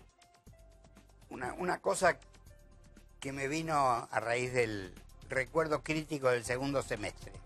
Yo no lo miraría con la literalidad con que fue mencionado, porque en realidad el año pasado perdimos 100.000 puestos de trabajo según la encuesta de hogares, pero el año anterior habíamos creado 400.000. ¿Sí? Es decir, no es... la realidad argentina tiene demasiados claroscuros como para que uno en una frase la pueda asir. Y me parece que la seriedad de la situación social, esto me hace acordar al argumento de Rapetti y Gerchunov, ¿no? De que hay 2 niveles de equilibrio, un nivel económico, no importa los detalles acá, y un nivel de equilibrio social. El equilibrio social es el que estamos grandemente lo hemos afectado, y por eso las caras oscuras de gran parte de la población, pero generando en este momento un desequilibrio económico que no le da horizonte de resolverlo. Cuando antes se decía que en el 14, o decía Sarlo, que en el 14 teníamos X niveles de pobreza o desocupación o descenso de empleo, la sociedad no parecía registrarlo. Y no parecía registrarlo no solo por un problema de relato, no solo por un problema de qué se le decía, sino porque con algunos mecanismos rascando en el fondo de la olla todavía había alguna pelucita. No tenemos más pelucitas y tenemos además al fondo que nos escribió el libreto. Ese es el problema. Dentro de lo cual me parece que no tenemos que confundir. Cuando yo antes mencionaba la inversión, no estaba refiriéndome a la llegada de capitales externos. Sabemos que inversión es aumento de la capacidad productiva, no cambio de manos de la propiedad de una empresa, que es lo que muchas veces es la entrada de capital. Por lo tanto, no es a eso a lo que me refería. A eso digo que la excusa que se da por parte de los empresarios es que tenemos un revulsivo tan grande en la realidad económica presente que cómo vamos a invertir. Lo que yo digo, eso es cierto, pero si hay que sentarse a la mesa a poner a disposición alguna cosa de cada uno de los sectores sociales y políticos, también lo tienen que hacer los empresarios. Eso ocurrió en 2002. O sea, tenemos una experiencia cercana ¿En qué sentido? de que se haya juntado una mesa de consenso para Sí, la que buscar convocó la Iglesia, sí. Pero por eso digo, esta es la oportunidad también de hacerlo. Hay que ver si el gobierno también lo quiere hacer definitivamente. hay una gran con la polarización Bueno, está bien, estamos están las fritos. elecciones. Ahora, no, en el 2002 vos tenías capital no utilizado. Hoy no lo tenés. Falta inversión. Y no lo tenés. Entonces, ya no es cuestión de decir, bueno, ¿cómo hacemos para recomponer esto y con lo que tenemos salir recuperarnos? Hoy no tenés capital utilizado. Hoy está más parecido al 89 en cuanto Hay que empezar de vuelta. Aquí hay que empezar de cero, hay que volver a invertir, hay que volver a construir instituciones que al 2002. Ahora, 2002 muchas cosas estaban. La mejor oportunidad para eso me parece que era el 2015, con un presidente nuevo que venía supuestamente del mundo empresario, y me parece que hay mucho votante no fanático que le dio un crédito en ese sentido. Dijo, este sí se va a poder sentar con los empresarios para que abran la billetera y apuesten. Y ese fue otro de los fracasos grandes de Macri, que Macri se empezó a pelear. No digo que el otro lado tuviera la razón, pero no pudo resolver esa mesa con el círculo rojo al cual él pertenece. Y estuvo 4 años peleándose con ese círculo rojo, con las culpas de los dos lados, pero eso es algo que la población que creyó en Cambiemos pensó que eso Macri sí te lo iba a resolver en el 2015, que venían de una pelea con Cristina, que Cristina estaba en la revolución bolivariana, y dijeron, no, este tipo viene del mundo empresario, se sienta, hablan el mismo Yo creo que idioma. eso fue un error de programa económico. Fue peor que con Cristina. Y Macri creía que, porque puso como primer objetivo de su gobierno bajar la inflación. Pensaba que eso era lo que descomprimía todas las tensiones y todos los problemas de la economía argentina. Y yo creo que no es hoy el principal problema, pero seguramente el más grave. Hoy tener 60% de inflación de alimentos. Esa es la inflación de alimentos hoy. A ver si tomamos marzo de este año, marzo del año pasado, el INDEC va a dar en los próximos días, el número va a dar 60% de la inflación de alimentos. Eso es lo que genera tensiones muy fuertes en todo el tejido social. Igual, muy Maxi, fuerte. yo creo, ahí disiento, porque creo que más que un desmanejo político, lo que hubo fue un diagnóstico equivocado en el que se subestimaron los riesgos. Se la pasaron hablando de una herencia complicadísima, inmanejable, y así todo creo que subestimaron los riesgos. No, pero más allá de las y no causas atacaron los problemas. de cómo llegaste a esto, los resultados es una realidad que la verdad que es... La pérdida de poder adquisitivo principalmente, Muy ¿no? difícil. Porque con aumentos salariales del 25-30, inflación en alimentos del 60 le perjudica al más pobre. Sí, y por eso, pero digo, es un escenario que es muy difícil para el gobierno de manejar en términos comparativos con cualquier punto. La canasta de alimentos... Con el 2014, con el 2011, con el 2013, con el 2015, es decir, cualquier punto marca una situación de mucho deterioro de las variables económicas y también del tejido social, más allá de lo que sucede con el empleo, que es cierto que esta es una crisis todavía con niveles altos de empleo. Porque ajustó mucho el salario. Muy distinta a la crisis del 2001. Claro. Muy distinta a la crisis de... Si hubieran subido más por los eso salarios, hubiera habido más despidos, ¿no? Eso es. Quizá por eso algunos comparan con la crisis de Alfonsín, digamos, en algunos aspectos. Viste que en vez del 2001 comparan con la crisis de Alfonsín. Con la crisis de Alfonsín, bueno, pero también eran otras tasas también de inflación. Había un video que pasó ayer en lo de Pamela David en América. Lo podemos poner porque hablaban acá de Analía... hablaba de eso, hablaba también Silvio, de que el gobierno trata de correr el eje al tema de la inseguridad que la puede tener a Bullrich como candidata a vicepresidente. Evidentemente sacar la economía, poner la inseguridad y las causas de corrupción de Cristina. Pero esta es la segunda vez que veo a un padre de un chico asesinado, y fíjense el tono. Es la segunda vez también, había habido un padre que fue al Consejo Deliberante en San Martín en un discurso muy duro con toda la dirigencia política. No solamente con el presidente. Fíjense lo que decía este padre. Y salís a la calle y andás así como está y atropellás a alguien. Yo te pregunto, le pregunto a todos, ¿de quién es la culpa? ¿La culpa es del que me lo vendió o yo que lo saqué de andar hacia la calle? ¿Dónde está la responsabilidad? Lo que yo quiero decir es esto. A mi hijo me lo mataron ahora. Entonces yo le quiero decir al presidente de la Nación que nosotros, la gente humilde, la gente trabajadora, toda la vida llevamos un carro.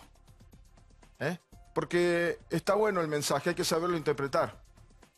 Porque los ricos o la clase alta no empuja ningún carro, ni siquiera el de supermercado, porque tiene gente que le vaya a hacer los mandados. Claro, los pobres empujamos el carro. La gente trabajadora empuja los carros. Pero yo tengo un grave problema ahora. Tengo que empujar el carro con mi hijo adentro. Y que se quede tranquilo que yo al carro le voy a gastar la rueda. Pero y no lo voy a dejar de empujar. Yo creo que los que tenían que hacer no hicieron. ¿Será recibido o no será recibido? ¿Será herencia o no será herencia? La gente que tiene que estar no estuvo. Ni siquiera los que dicen llamarse los derechos por la persona, los derechos por los derechos por... famosos derechos humanos. Por los derechos humanos, no sé cuál es el derecho. Derecho tiene que haber, mi hijo tenía que haber desaparecido para haber tenido un derecho. Mi hijo tendría que haber ido a una guerra para tener derechos. O solo porque mi hijo no votaba y no eligió ninguna malandra de todos estos políticos que tenemos, no tenía derecho. Mi hijo tenía 16 años, toda una vida por delante. Fíjense lo que dice, ¿no? La herencia será la herencia, no la herencia. No me solucionan los problemas. Y en el tema de la inseguridad, me mataron a mi hijo, ¿no? Es muy fuerte, muy fuerte. Claramente sin ningún tipo de connotación política, digamos. Y eres el padre que increpó el otro día le dijo al presidente, pero a toda la dirigencia política. Claro, es un humor antipolítico. Sí, y refleja ese hartazgo, ¿no? Con basta de escuchar las mismas cosas una y otra vez. Pero esto se escuchaba antes también y ahora también, es decir, el tema de los motochorros y más allá de los motochorros, el robo común de todos los días, este padre que increpó el otro día en la municipalidad y ahora vino acá, había ido a... Es la que, claro, que ¿te acordás? Esa que te lo mostramos acá también. No, lo que quiero decir es, ojo que ponés el eje en la inseguridad y en la inseguridad te salta un montón de cosas que hoy siguen siendo... Es un boomerang, muy grave. Pero por algo parecido que lo que hablábamos recién, porque la preocupación por la inseguridad también formó parte de la esperanza del voto a Cambiemos. Hay un voto de Cambiemos que también pensaba en ese menú de, no le llamemos mano dura, pero de un cambio con respecto al clima garantista que flotaba durante el kirchnerismo. Y Cambiemos ahora está hablando de Bolsonaro, de Bullrich, el nuevo Código Penal, se está terminando el gobierno, pasaron 4 años también. Entonces, el votante que votó con esa esperanza, ¿no le parece también que se le termina el tiempo al gobierno para cumplirle esa promesa? Gracias a todos, Gracias, Laura, Silvio, como siempre, Fausto. Gracias, Mariano. Gracias, profesor. El profesor una vez me bochó en la... Llegué tarde para entregar el trabajo práctico, me dijo, no, venga, el año que viene. Te lo vas a olvidar, ¿no? Ya volvemos. Bueno, ¿qué está pasando con el dólar a esta hora, Slotnik? Mira, en este momento 44,40 en el Banco Nación, bancos privados 44,50. ¿Sabés qué significa esto? Que en la semana, a pesar de esta baja, hoy estamos viendo una baja de 30 centavos respecto a ayer, pero en la semana subió 1,5 pesos. Esto es... No, pero ¿cómo 30? ¿Ayer cuánto había cerrado? 44,70. 70, y ahora está 44,40. Ah, 44,40. 44,40 en este momento. En la semana subió, si se mantiene este precio, 1,5 pesos. Esto es el 3,5%. En el mes que está terminando, 7,2% de suba el dólar. 7,2. Había arrancado en 40. O sea, la suba de la semana es prácticamente lo que te paga un plazo fijo en un mes. Claro, por el dólar. Bueno, a ver, ¿qué dato político tenés ahí con Vidal? Están en Mar del Plata en este momento, están en un retiro espiritual, ¿no? Con todo el gabinete, María Eugenia Vidal, programando lo que será la campaña en la provincia de Buenos Aires, donde se da esta paradoja que vos mencionabas, Maxi. Muy bien Vidal en las encuestas, incluso mucho mejor que Mauricio Macri, pero más complicada en el escenario porque no tiene balotaje y tiene muchas más posibilidades de ir todo junto el peronismo en la provincia de Buenos Aires. Así que, bueno, con toda la atención puesta en ese encuentro, donde el jefe de gabinete y el ministro de Gobierno, Federico Suárez, están haciendo un asado. Le va a salir caro, porque sale carísimo. Sí. ¿Con qué venimos? Te cuento algo nada más. La grieta llegó a los taxistas también, en Rosario. A ver, viste que los taxistas son muy psicólogos de la gente y demás. Bueno, estaban cansados, un grupo de taxistas estaban cansados de que los atacaran, sobre todo aquellos que son de alguna manera seguidores de Cristina Fernández de Kirchner, del kirchnerismo. Hicieron un grupo de WhatsApp para pasajeros kirchneristas. Aunque no lo crean, esto es así, esto ocurre en Rosario, porque cansados de tanta crítica contra el kirchnerismo de otros sectores, dijeron, bueno, vamos a atender a todos, pero en especial a este grupo. Un grupo de WhatsApp que hoy ya tiene más de 100 integrantes. Grupo de WhatsApp con Cristina Fernández. ¿Se acuerdan que Cristina Fernández con la gorra de taxista en aquella oportunidad? Bueno, también. Así que un grupo que está, dicen, creciendo. Bien, ya volvemos.